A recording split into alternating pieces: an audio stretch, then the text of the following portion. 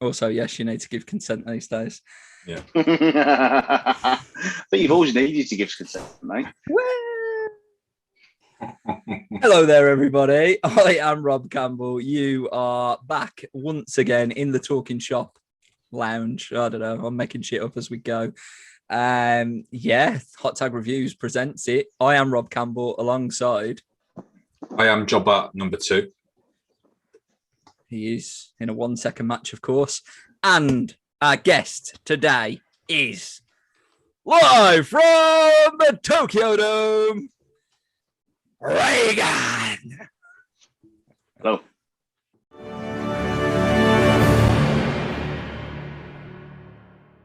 Hi, Regan. Hi, Rob. How are you? I'm all right. It's been a while. It has been a while. Hi, Frankie. Hello, Frankie. We have kids do wrestling segments here at Hot Tag Reviews quite often, Regan. So this is not, this is not unusual. It is what it is. Fair enough. Normally, what we do and what we have been doing is asking them a very serious question when it comes to some of the wrestling that we've covered. Okay. So one of the most common questions that we've had to ask kids do wrestling people is, did Shawn Michaels really lose his smile? Or did he fucking do it to get out of dropping the belt to Bret at WrestleMania? What's your opinion? Shoot. Now, you see, the funny thing is, Rob, I didn't actually hear all that question because your audio cut out. Yeah, I think Regan's getting the same. He's getting the same feedback that I'm getting. I think what you said was, did Shawn Michaels really lose his smile? Is that right? Yeah. Or did he fuck it off to not drop the belt to Bret? I don't think Shawn Michaels ever really had a smile after. I just don't think he could ever forgive himself for turning on Marty in '91. It's fair. I think that's what caused his downward spiral with the drugs and the alcohol and that. And then I think Sonny. I think at some point Sonny kept his spirits a bit high. Yeah. I think he kept his spirits up. Yeah. Up. Yeah. Yeah. He's all night long. Up. Yeah. Do you think he had more sunny days than Bret did? Oh, definitely. Is that what you're saying? Did he have more sunny days than Brian Pillman though? Ooh. Did he? Cool. That's the question. That is the question. That's an interesting question. One that we'll have to explore another time because we're here to talk about Regan, not Shawn Michaels and Bret the Hitman Hart and Brian Pillman and Sonny and all of those good people. But yeah, Regan, it has been a long time. We were just saying before we come on air, all the memories from our little Benidorm trip where we slept in the bed for 7 whole days together. That was erotic. Wow. It was erotic. Most of the time it was, pretty much, just boxers. There was nothing else on, right? No, God, no. It was too hot for anything else. It was way too hot for anything especially else. Especially that night the aircon was broke. That sucked. I slept on the bathroom floor that night. I think that was the heaviest drinking night as well, if I remember rightly. That was the night, mate. That was the night after. Was that the meatloaf? Was that the meatloaf night, or was that another night? There was 7 of them. Oh, yeah. Every night was a except meatloaf. Tuesdays. Don't forget. Except Tuesday, yes. Side doesn't work on Tuesday. Meatloaf has to have a day off, right? Yeah. Has to have a day off. What a legend, honestly. Fucking out. Going to see that meatloaf with you boys and obviously Joe was absolutely fucking fantastic. I fell in love all over again with the loaf. It was ridiculous. It could have been a better tribute as well, but I didn't care. Did not care. Didn't care. He was the worst. He sometimes hit more. Excuse me. He had a bad wig, but he had a different jacket for every song, so it was all right. Yeah. Wow. That's production values. That is. He's doing the Vegas production, ain't he? There. Yeah. That's. It was strong. So Regan, we're going to talk about you. We're going to talk about wrestling. Let's start from the beginning. What got you into it? I started watching wrestling in 1990. First match I ever saw was Warrior Hogan at WrestleMania 6, and I was hooked ever since then. And I wasn't a Hogan fan. I was all about Warrior to begin with. Then as I started watching it more, I started to appreciate some of the smaller guys like Rare. Well, I say smaller guys, but they are by no means small guys. Your Macho Mans, your Mr. Perfect. Then watching back on Coliseum home videos, Rick Rude and guys like that, and I just fell in love with it. Yeah, never looked back. No, you haven't looked back at all, and that's a strong one, really, isn't it? Warrior Hogan to see that as your first ever match. It also What shows was how it old with I am. Warrior? What was it with Warrior, Regan? What was the intensity? Was it the music? Was it Here's the thing. I didn't hear his music. I didn't hear his music to begin with. I was at my nan's house, and it was on Sky Movies. The pay-per-view used to be on Sky Movies. You know, nice. they were like a few days afterwards, and it started off with the test of strength spot, and just from that, and obviously the paint and the hair and the tassels and everything, I was just, oh my god, he's so much cooler than that really tall brown bald man. You know? So super brown bald man as well. That's it. I think it just shows what body language in a wrestling ring can actually do as well, because never heard any music. It was just literally looking at two people. Yeah, I didn't know who they were. You know, if I'd been listening to Gorilla and Jesse, I wouldn't have even known their names. Yeah. We are absolutely repeating that spot on August 7th. But that's the test of strength spot. We're repeating that. Are you sure? Absolutely. Yeah, we'll do it. Fuck it. I'd prefer the one where in Street Fighter we have to beat the car up. So we'll get you in the parking lot and smash the car up. That's what you need to do. Very nice. Yeah. There you go. So Regan, you haven't exactly started wrestling at an early age yourself physically. No, I'm the Shropshire version of DDP. I started wrestling at the tender age of 34. Why was that the right time for Regan? It wasn't the right time. It was about 20 years too late, realistically. The thing is, when I first, when I was old enough, when I was like 16, the only place you could go and train in the UK that I knew of was Hammerlock, down in Kent. And it was like £250 a week to go there and stuff like that. You needed boots. And it was just an insurmountable amount of money for me back then. Because I was a fairly independent kid. I got a job at 16. Well, say 16. About 17, I had my first proper full-time job, but I just couldn't get down there for it. Else I would have loved to have done it then. Andre Baker was the head trainer down there, so that would have been pretty cool. And you were guaranteed like spot in Rumble at the end of the week. So yeah, so that would have been the dream. And then my dream was always just to be a wrestler and have just one wrestling match. That's all I wanted. And I finally managed to do that. I found out about the academy, Spotfest Pro Wrestling Academy now, or just the academy as it was back then, through a friend. And I messaged Luke Basham and just asked some questions about it. And I went down to have a look, helped them move the ring. And they needed a ref. They had Derek Caslin, and then they needed another referee. And he asked me if I wanted to ref for them.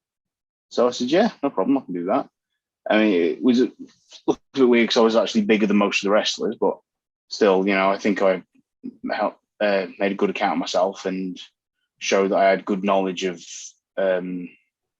wrestling, and I could present myself well in the ring. I could come across as a presence in the ring. So, yeah, then I started training the week after that, and then I think 4 months later, I did my first show. So, yeah. To be fair, I think, it was 6 months later. Sorry. I think you need a big ref nowadays to command a match. Am I right, Rob? So absolutely, they need to be 7 foot tall. They need to be bigger than the wrestlers. Yeah. It's like when they used to have John McCarthy in the old UFC fights. Yeah. There's nothing better than a ref that can kick both guys' asses. Yeah. There you go. And Herb these days, Herb. No one's fucking with Herb, are they, in UFC? Not one person. And if you decide to fuck with Herb, then they'll probably knock on your door to try to sell you some merch or some shit. Oh, maybe I've used car boot.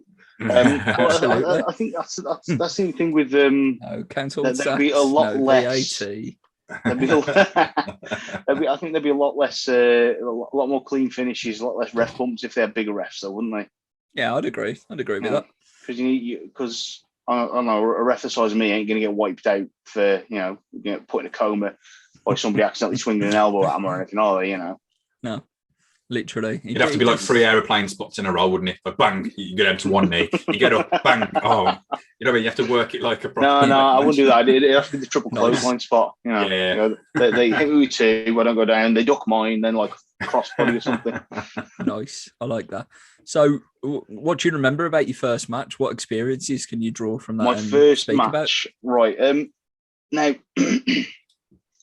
my first match wasn't a great match. Okay, it was a tag team match. It was myself and a chap called the Executioner, big chap called Craig, against Big Mike Wild and Corey Johnson.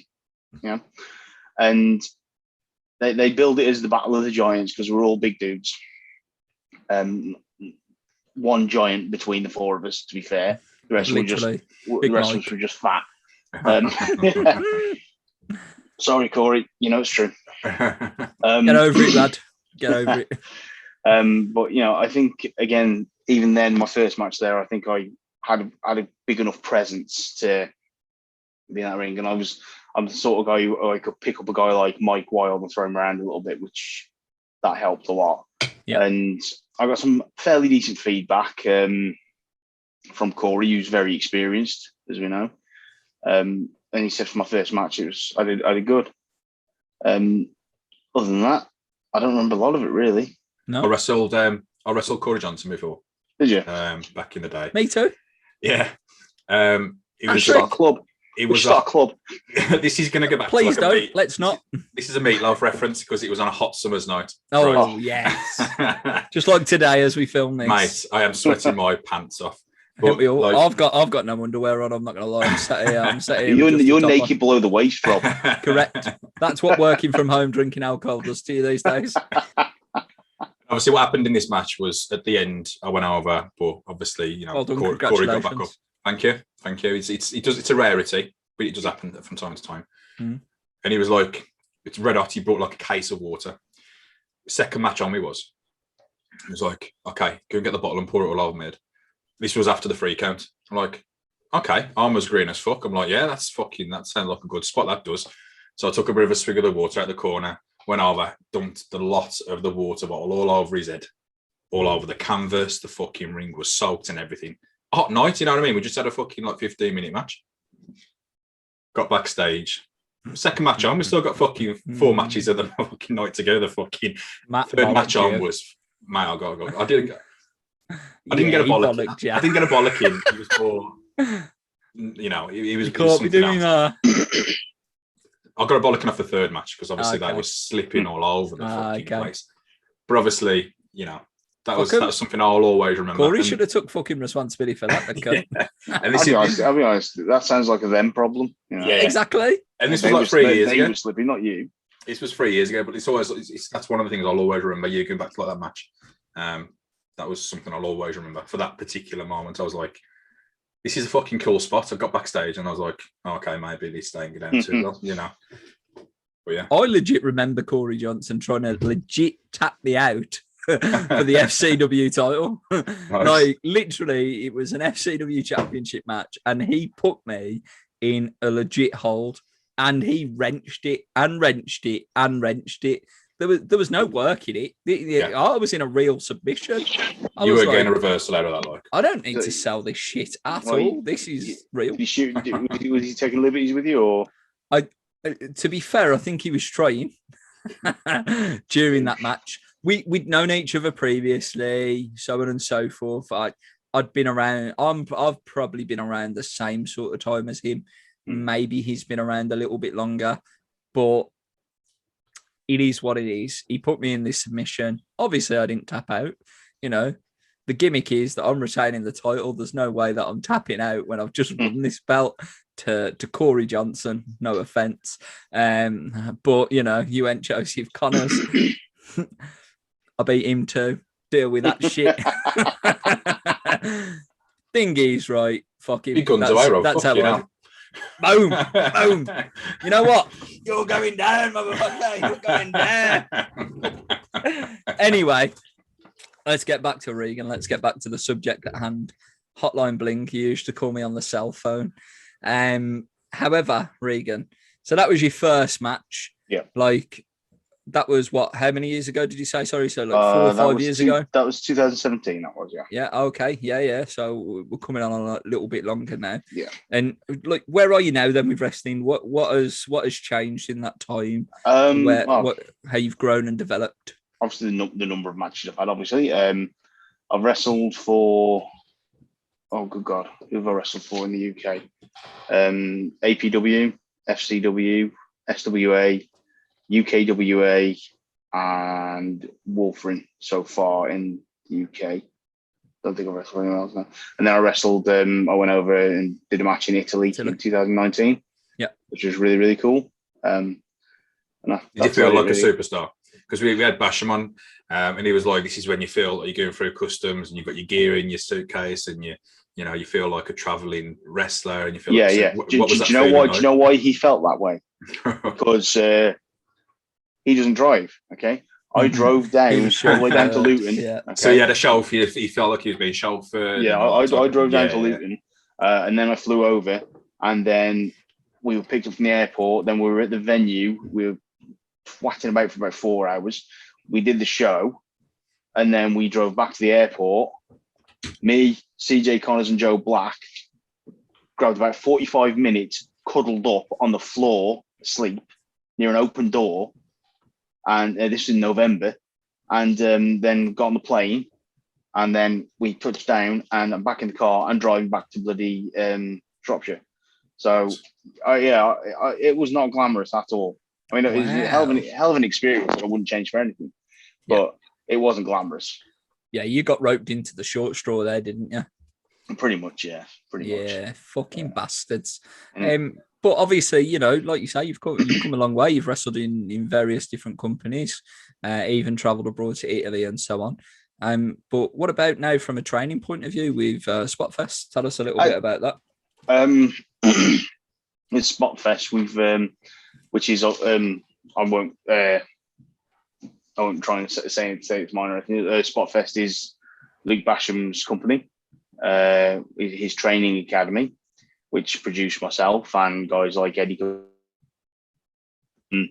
But now he's recently started running children's sessions for ages 6+. Yeah, and I find myself. It was by accident, really, to begin with. Instead, I go down and help out originally. I'm kind of like I won't say I'm like the head trainer, but I do most of the training, which is pretty cool. I've got a good. You're the Pat Patterson of the kids. Don't say that. No. Yeah, so. Nice. Yeah, I'd say I want to be more like the Dusty Rhodes for the kids. Oh, okay. Okay. Love a bit of Dusty. Probably the wrong comparison then. Yeah. If you will. That's good. And we've got, sorry, I was just to say we've got like 13 or 14 kids that come regularly now, including Todd. Todd Pettingale, his kids. Todd Pettingale. Yeah, his kids come. And some of these kids are great. And no, not some. They're all great, but some of them are such characters. And we've been trying to teach. I was trying to teach them to sell this week, and that's hilarious. Yeah. It wasn't hard work. It was just funny. Okay. The overacting sort of thing. Yeah, overacting or just the Okay. McMannerisms there. I've hit you in the face. I've hit you in the face. What are you gonna do? Oh, what a maneuver! To be fair, it sounds like they can sell better than AJ Styles' a tag team partner. Sell them onto they're all right to leave the kids. Yeah, I'm not being funny, but you know what I mean? Like him, you don't really need to sell much, do you? Well, that's the thing, isn't it? So, Regan, what's your opinion of Ahmed Johnson? Now, a lot of people disagree, but I liked Ahmed. I thought he was. I thought he was pretty damn cool. I love the multiple knee pads and all that, and he was just a really good athletic big man. Because big tone, and then obviously he literally completed Harlem Heat when he went to WCW. Mm-hmm. He made them like relevant and legit, like. Pretty much, yeah. Pretty much. Of course, he did. What a main eventer! He's the best big man I know that can go 3 minutes without blowing. Fair play to the kid. Fair play to him. As you can see, Regan, jobber number 2, he's not salty at all when it comes to Mr. Johnson. Well, come on then, Mark. What's the problem with Ahmed? What's the problem with him? You know, how long have we got left on the interview? I'll give you a bit of time. I think it's just the fact that he's like the fact that he can't hold a match together. For one, he gets put, and for some reason, I think I hate the fact that he's over in that era, in that '97 era, because I don't understand why. I'm struggling. You know, I'm not trying to be a dickhead about it. I'm just struggling to understand why. What am I missing? Because he can't promote. The match he gets put in terrible. He's got one move. He's got dodgy kidneys. What the fucking hell can he do? Well, if you think about it, right, Dodgy kidneys, you think, right, that debut, okay, he came, yeah, so I know that. But then he came in wearing his 7 knee pads and he body slammed Yokozuna. That's a hell of a debut for somebody. Only Lex Luger that did that previously. And Lex Luger didn't do it very well. You got a bus out of it. And stand up, Rob. What's that picture? So, an iconic picture of Ahmed Johnson just riding the tailcoats of the fucking one of the best tag teams in the world ever. Yeah. Like 72 knee pads and counting. Like, you know what I mean? Like just jumping on the hype of Legion of Doom. That was the Chicago Street Fight, wasn't it? Yeah, that's the run. Yeah, because is he from Chicago as well? I think that was the gimmick. He's from the hood. That's where Ahmed Johnson from. Obviously, he's from the hood. Okay, but he has a gang. He was in a gang. If you think about it, guys like a guy like Animal wasn't a fantastic worker. He was just a big dude who could, you know, throw his weight around and throw your weight around. I understand what Animal was saying though. Yeah, it's just true. Yeah. Tell him, Hawk.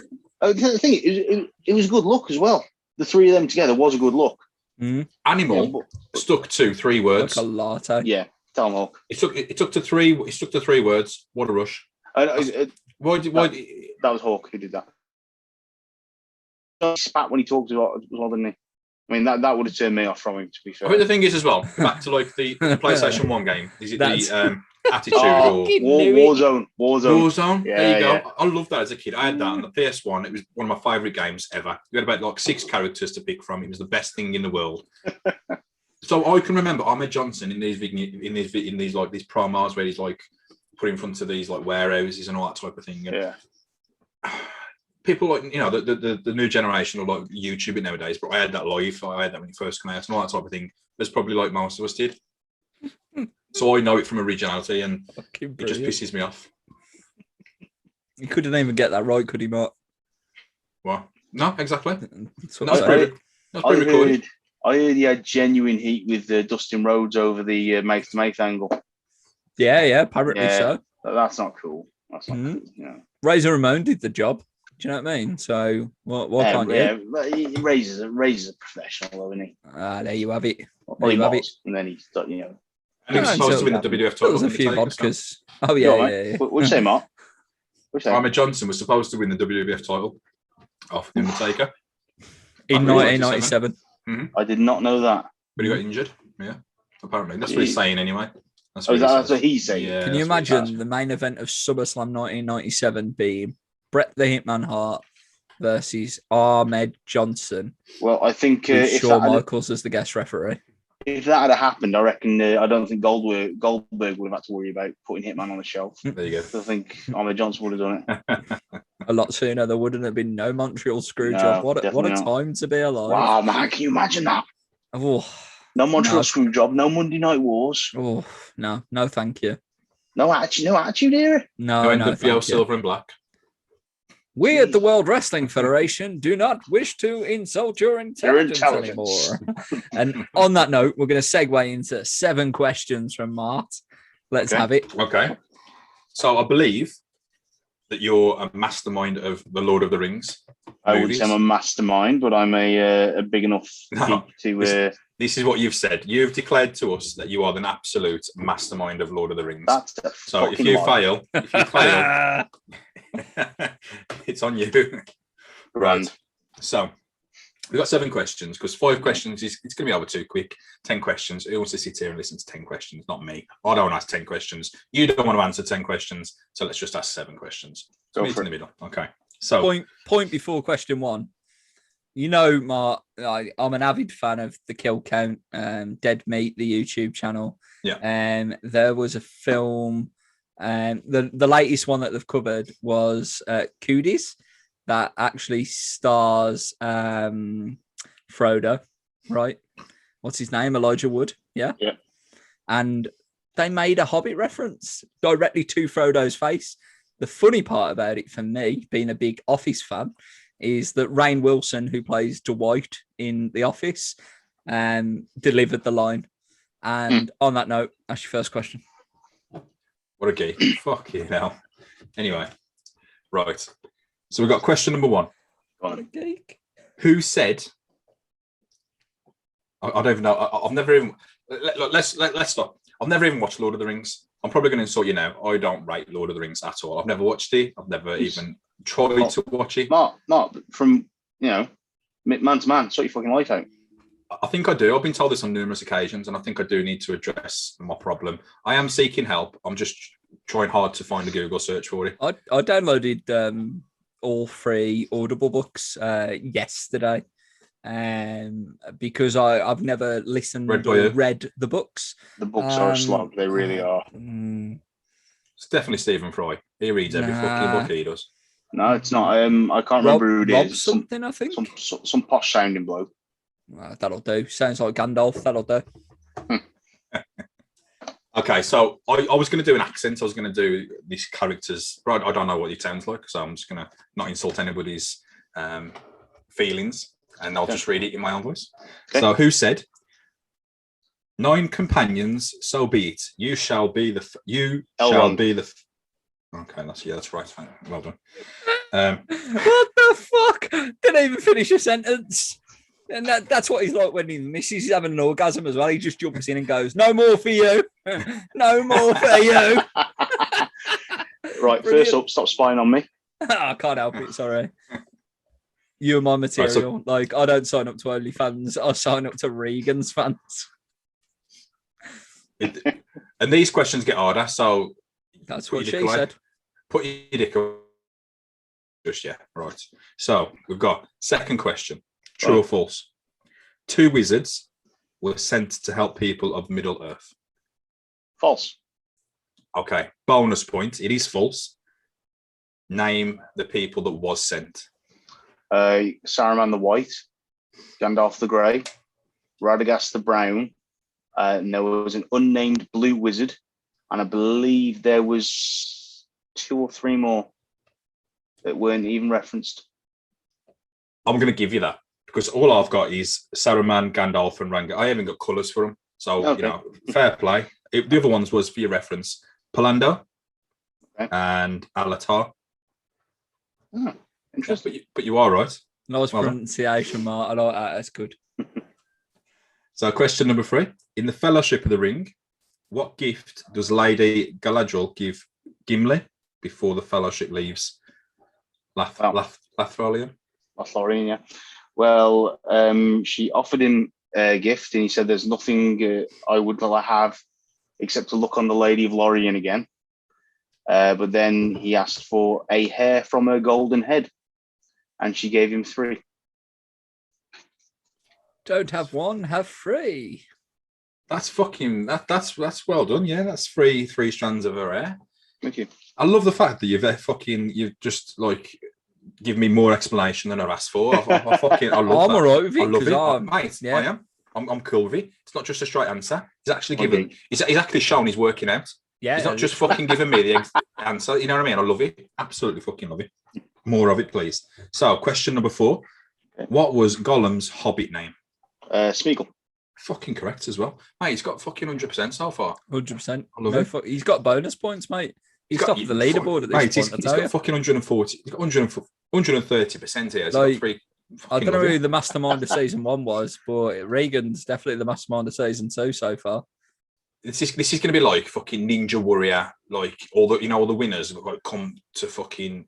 He's going to be like the heavyweight champion at the Tokyo Dome. Yeah, mate. He's got to be. Question number 5: the sword sting would glow blue when who were nearby? Orcs or goblins? Fucking right again. Yeah. He fucking is, huh? Fucking right again. I've never heard Martin swear so much on this show, and I love it. I fucking love it. Keep making him do this. This is good. This is what happens when I'm a bit in awe or in shock. I don't know where I am at the minute. I don't know Nice where reference. I am. But I like let's carry on. So, question number 6: how many times does Gollum say "precious" in the Two Towers movie? Fucking hell. Oh, Jesus Christ! I think we've got him, Rob. Mate, No, you've got me there. This Mate, would have to be a complete guess. this is like, yeah, fuck me. Fucking got him. Got him. 23. Nice. You know what? I'm going to give it you. You know why? Because the answer is at least 16. That's not a proper answer. Oh, wow. But Okay. At least 16. And to be fair, David Beckham wore the number 23 shirt at Real Madrid, so you've got to give it him. There you go. There you go. That was my thinking. I mean, he's married to Gollum, so, yeah. Nice. Nice. Throw some heat in Victoria Beckham there. That was spicy, that was. Fucking hell. Don't shoot outside of Tokyo, don't. They'll lock you up. No Right. fishing in China. No fishing. So, question number 7. Last question. Because, like I said, 10 questions. It'd be too long, wouldn't it? Yeah. Question number 7. 10's definitely too much. So, which of these 3 Coke. rings of power did Galadriel wear? Galadriel. Galadriel. Yeah. Tell me when. Neil. We're going with an N. When? Okay. Name you or something like that. Right? Yeah, that's one. Yeah. She wore that one. Dirty That's bitch. the only ring Galadriel Yeah. wore. And what is that the ring of? I don't know. Oh, it's fucking failed. If Rob is fucking failed right at the last fucking question. Ring Love of FM, and you are? light. I don't know.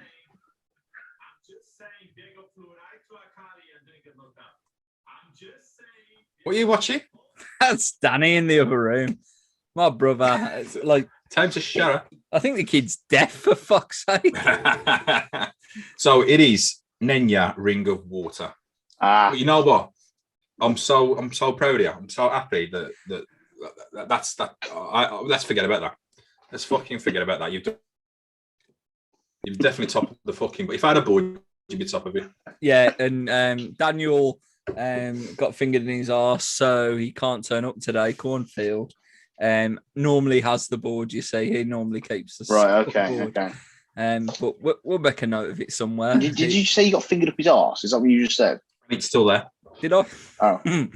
I don't know. I don't know. I'm not sure. I'm not sure what you heard, but Tweet your own, man. Tweet your own. It's all good. each to their own. Whatever you're All into. good. Summer. So that's it, right?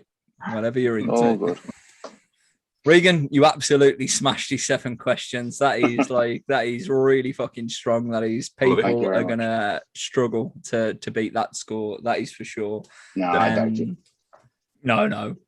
You shouldn't doubt that. You shouldn't doubt that. I was People romancing. come on here, thinking, like, we were so fucking happy that you said something other than wrestling. yeah. And no offense to anybody that says wrestling, obviously, because we interview wrestlers, right? That's what we do on Talking Shop. There is more to life than wrestling.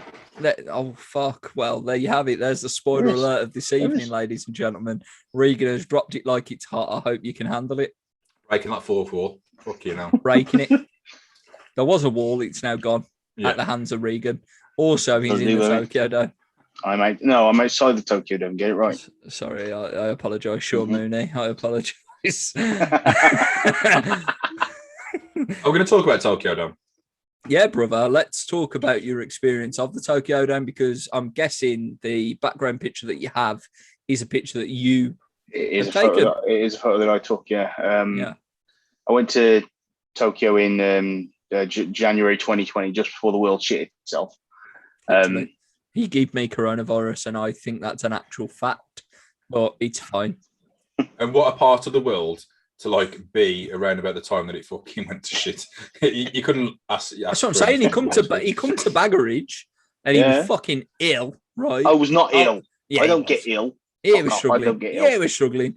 was I'm like, saying that I was in the same fucking locker room I as was well. like, come here, give me a hug. Don't worry about it. It's all right. It'll be all okay. Yeah, I wanted to hug 2 you. days You have to later, I put your nearly tongue died. in my mouth. Well, I can't help that. You know, every time I see you, I have to do that. Fucking hell. So, proper greeting if you know that, is it? You know what I mean? Go on, Tokyo Dome. Whatever become. Let's hear it. I went. Well, that was pretty cool. But I went to watch Wrestle Kingdom 14 in 2020 with my friend, and it was literally the best experience of my life. Japan is an amazing country. Now I'm planning on going back there next year for my 40th. May see if I can get to coincide with the wrestling event. I don't know.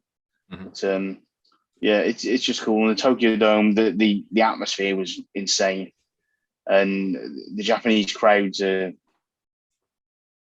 They don't heckle, you know, stuff like that. It's so respectful. They treat it like a proper sport. And three things that really stick out for me was Okada's entrance, which basically established him as the final boss of pro wrestling. Nice. I finally got to see Chris Jericho wrestle live because I'd seen The Rock, I'd seen Austin, I'd seen The Big Show, I'd seen Triple H. I'd seen Kurt Angle, I'd seen Ken Shamrock, you know, I'd seen loads of these big names from the late 90s and early 2000s, and I'd always missed Jericho. Shit, I've even seen Ric Flair wrestle, I've seen Chris Benoit wrestle, stuff like that. The whoosh wasn't Chris Benoit. The whoosh was Ken Shamrock in those list of names. But that's cool. He's the world's most dangerous man. He's a salty motherfucker, by the way. He didn't like a photo that we put on Twitter once. So anyway, and I all I ever wanted to see was I wanted to see Jericho, and I finally got to see him, and it was amazing. That's mad. Out of all like the UK tours that WWE have done, and you've I can't believe you haven't seen Jericho. Yeah, and you've seen him in his probably one of his most established characters in a country like Japan, in the Tokyo Dome, where it's probably rated like, 5 stars. I mean, MSG. It's quite funny because when we decided we were going to go back in July 2019, and that's when we decided we were going to go, and then we get the bomb dropped on us that Kenny Omega, the Young Bucks, Hangman Page, Cody are all leaving. That was a bit of a kick in the dick. So I thought, oh freaking hell, great, we're stuck with Naito and Tanahashi, great. But I'm so glad we were because it was an amazing show, and the pop when Naito won on night 2. I've never heard anything like it. It was terrifying. It shook the building. It literally shook the building. And I bumped into Session Mark Martina there as well. Which is pretty cool. Yeah. And she loves a good session. She does. Yeah, I've seen her in Planet. She loves a good session. Yeah. So I saw Lance Archer in the flesh. Well, Lance Hoyt, or whatever his name is. Yeah, he's terrifying. He's a fucking giant. Huge. Yeah. Wow. No one wants Is that the one out of AEW? I saw Dave Meltzer dressed like a prick as well. Yeah, yeah. It's Dave Meltzer. He was dressed like a prick. What did you expect? I didn't expect a grown man wearing a tie-dye sweatshirt. His fucking eyes are cold, that's why. Yeah. Sniffing all that fucking coke. He's been thinking it's fucking 1975 again, don't he? Well, that's a good year. It's a good year that you It was, and that's why I picked it. Also, I forgot Bella's present, The Rock, Maui. Sorry, my bad. Boxer gimmicks, all sorted. My bad. Yeah, that's The Rock. Sorry. There you go, Regan. And that was awesome. Little Father's Day gift off. They're the cool little die-cast ones, aren't they? Yeah. I bought. I've got a Macho Man one that sits on my monitor at work. Nice. Yeah, I bought it from the States. Cream of the crap. So, Regan, you might not know this, but the Macho Man Randy Savage happened to release a #1 platinum recorded rap album. Be a man. Be a man indeed. There you go. So each pay-per-view review that we do, and the Macho Man is on a WCW event, right? Mr. Holland here absolutely reads us a verse or a chorus, or a verse and a chorus if we're lucky, from the Be a Man album. And my God, have we had some experiences with that? It's fantastic. Sort of, you thought Benoit was a good poet. Fuck you know. I've heard about the murderous poet. Yeah. It's nothing compared to Macho Man. What Nothing. a man. What a man. Yeah. I've heard he's like even more of a lyrical genius than Kanye West. He is. Correct. I reckon Kanye West was in a studio once. George Bush doesn't care about black people. There you go. What? What did you just say, Kanye? I'm fucking Shrek. I am Shrek, and I've got to stand here next to you when you say that shit. I am Shrek. What a time to be alive. What a time to be alive. But anyway, I digress. Regan, let's talk a couple more things. So first of all, obviously, yes, it has been a difficult time. We know wrestling shows and so on and so forth. You kept yourself busy for a little while by doing something called Regan's Ramblings. I did. What's going on? Right, I started Regan's Ramblings because incredibly bored because I been filled from work and I was literally going crazy. I need something to do. So I decided, talking to people, do you think it'd be funny to listen to me, ramble about shit? And they said, yeah, but then also I don't want to blow my own trumpet. I'm a semi-intelligent person, so I like to talk about serious things as well, which I did. I talked about mental health. I talked about bullying, stuff like that. Yep. And so I just slung it all together. Got some got a bit of content suggested to me by people. You yourself sent me several questions. Both of you did actually. Sent me questions. And I had a lot of fun. Brother, right? That's what we're going to do. I appreciate it, man. I appreciate it. And I had a lot of fun making it and filming it and planning it as well, because you don't realise when you're doing I'm not sure what it's like for a podcast, but when you're doing when you're doing like a video, the amount of planning you have to put into it, for your timings and stuff like that. Speak to me. And then I've got to, I have to get, download video clips and edit it all together. I taught myself to video edit. Which was pretty cool, really. Yeah. But yeah, I did it and I had a lot of fun. I did 10 episodes and I wanted to start it again last year for season 2, but I ended up back at work, so I just didn't have time. I did not have the time. Should do, man. Should just do, instead of doing a periodic episodes, just do it as and when. Do like fucking, Stone Cold does, every now and again he'll release a podcast and do a show. Has anyone seen the Kevin Nash one? I was just about to watch it last night. Yeah, literally. I've seen obviously that you tweeted about it as well, and I've seen clips and I've seen the hype around it and so on and so forth. I was fuming when it wasn't on, when it was meant to be. Yeah. They pulled it for some reason. And they pulled a couple of things recently, right? The Lex Luger icons. Yeah, that's it. Yeah. And Again, those series are great. Yeah, they are. They are. Definitely. You should definitely get back into the Regan's Ramblings, definitely. Yo, mate. Worth watching? Definitely. 100%. Yeah, of course it is. Yeah. Stone Cold. Kevin Nash. Let's do I this. I love Kevin Nash anyway. And obviously I love Stone Cold when he does these things, although I do wish he'd stop interrupting them sometimes. He does, doesn't he? Sorry, I'll take lessons from the best. I mean, I know it's his show, but Jesus Christ, Steve, give him a chance. But Nash is just, he's a fucking cool guy. He really is. Kevin Nash is probably the most laid back person I've ever known. How old is he now? 62. Yeah. And he doesn't look that, and he's amazing. He's still in great shape. I mean, if he walks, he'll probably pull a quad or some shit. But he's got it back in order now. Have you seen him lift? Have you seen him pushing the weights? He's got it back in order now, though. Massive now. Fucking hell, fair play to him. Can't wait to watch that. He's only about 6'9" now. Nice. Straightened out a little bit more because of like the lack of bumping.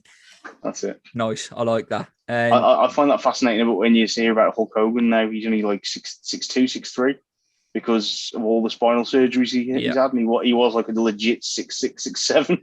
Yeah, that's crazy. That is. And people used to fucking bash him for that leg drop. That leg drop has done more damage than people know. Yeah. Definitely. I do hate when people do rip on Hogan, because I wasn't a fan. But when they're saying he couldn't work, no, he didn't have to work when he was in the US. Mm-hmm. There's certain wrestlers that didn't have to. Ric Flair would spend 10 minutes talking, like interacting with the crowd.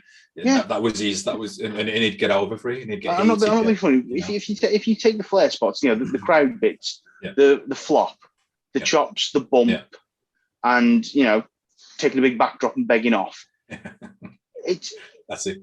The stuff between that, there isn't a lot. No. But he padded it out over 60 minutes some nights. Yeah.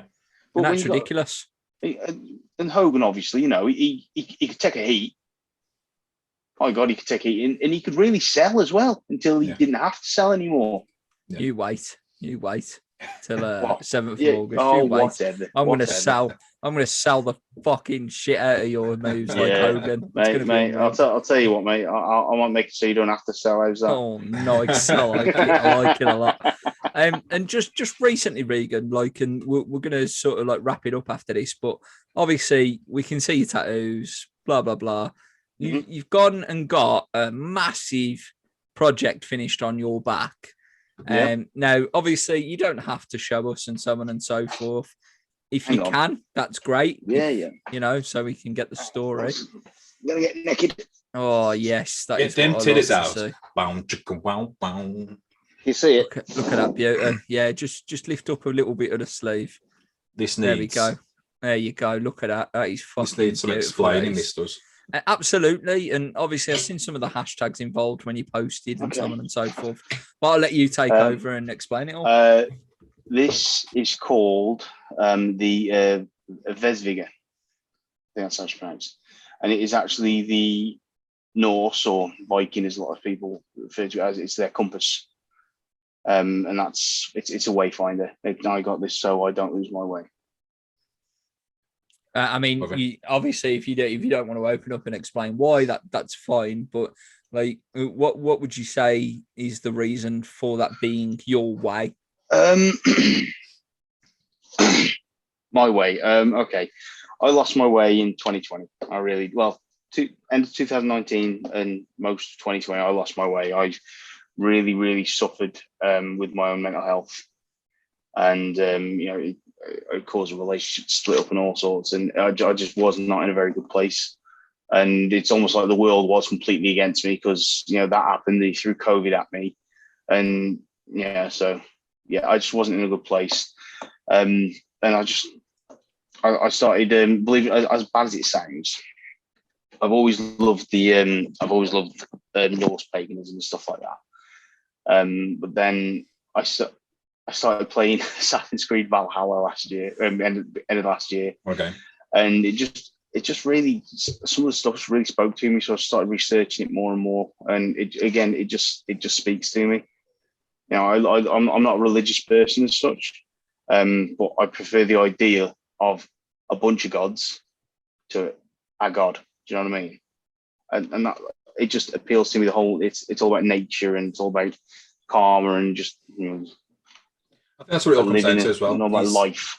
You've got something. If something does grab you, you need to obviously. It's something that you can't explain, isn't it? That touches you. You think, hang on, I can really relate to this, and I can really believe in this. And it's not saying you have to go and preach. It's not saying you have to go and create a cult. It's something that you believe in. It's something that makes you feel maybe at peace. Or absolutely. Put yourself in a better place once you've got that mindset, and that's what all religion is about, isn't it? Really, it's having that peace of mind because you know that you're believing in something, you belong somewhere, or there's something that's captured you. So I'm fully on board with that, and fair play. I love it. My next tattoo is going to be Ultimate Warrior face paint now. So okay, that's pretty cool, especially after only the ultimate madness one. Let's go. No, it's just going to be it's just literally the face paint logo with no eyes in it or anything, with no outline or anything. I'm getting that on my calf, and then I'm getting the Road Warriors face paint on my shin. Nice. So when I get that, I'll send you pictures. You can put it on Twitter. Absolutely, can't wait. And you know what? The last 18 plus months now, I keep saying 18 months like it's a cut-off point. We're still in it. It's supposed to be Freedom Day as of today, the 19th of July. It's really not. We're still in it for the long haul. But we've all found our own individual ways, and it needs to be your individual way to get through some shit. We've all had hard times, as Dusty Rhodes used to say. But as individuals, we find what works for us, and what's worked for you is obviously what you've just explained, which is fantastic. Yeah, I'm glad I couldn't have pulled myself back. I couldn't have pulled myself back from where I was without, you know, some of the people around me, my partner and my daughter and that, and my friends, because I will be honest with you, during lockdown, I did not stay locked down very much. No. I wouldn't say I went full on rebel and breaking rules every day sort of thing, but I don't think I was as isolated as I should have been. And I think that's one of the things the government didn't really take into account is how much people need other people in their life. Yeah, definitely. You know, how much they need interaction, because you know, as far as mental health is concerned, you don't know what you're going to need. And you can't predict what other people are going to need to maintain their own mental health. Absolutely. Agreed. Well, on that strong note, we hope that everybody listening to this pays some attention and finds what they're looking for and needs in their life to help them through on a daily basis. I know that we all have our own, coping mechanisms and vices as such to get us through. Hello, Demons. Cobra Libre. How are you? It's not the answer, folks. It's not the answer. That's Rob's answer. But Mine's anyway, with a nice sensible squash. Absolutely. Fucking blackcurrant all the way, mate. Regan has been an absolute pleasure. Also our leader in the fucking Mark 7 questions gimmick, which is absolutely fantastic. Take some beating. It will take some beating. But for now, I have been Rob Campbell alongside. I am jobber number 2. Oh, can I just plug before your next guest comes on? So because I want to get it in before he does. APW New Heights 3, 7th of August, Dawley Town Hall. Only 25% of the tickets are remaining, and you will get to come and see me and Mr. Rob Campbell smash it up. Absolutely. We are really excited about getting together in a wrestling ring and absolutely tearing the fucking shit out of one another. Yep. But that's for then. This is for now. Regan, love you, baby. Much love, brother. Thank you very much, Regan. We'll see you soon. Bye, everybody.